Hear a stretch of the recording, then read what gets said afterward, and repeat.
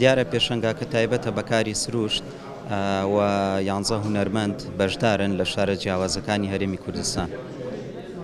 بەڵێ تایبەتە بە سروشت و هەر هونەرمەندە و بە شێواز و تایبەتمەندی خۆی ئیشی کردووەوە بە مەوادی جیاواز و لە هەمان کاتا سروشتەکان سروشتی ناوچە جیاوازەکانی هەرێمی کوردستانە و هونەرمەندانە هەریەکە و لەکوێ گەورە بۆ لەکوێ ژیاوە کاریگەری و ڕنگدانەوەی لە ناو ئیشەکانە هەیە.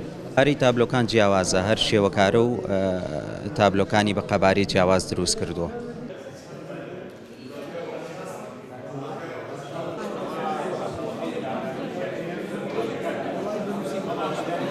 ئەم پێشانگای درێژکراوەی پێشانگایەکی پێشترەکە لە سلێمانی لەلایەن محەممەد فەتاحەوە ئیستاح کراوە، خۆی خاوەنی بیرۆکەکەەوە خۆی سەرپەرشتیاری ئەم پرۆژەیە بوو. چەند هونەرمەندێک لەم پێشانگایە بەشدارن لە شار و شارچەکانی کوردستانەوە.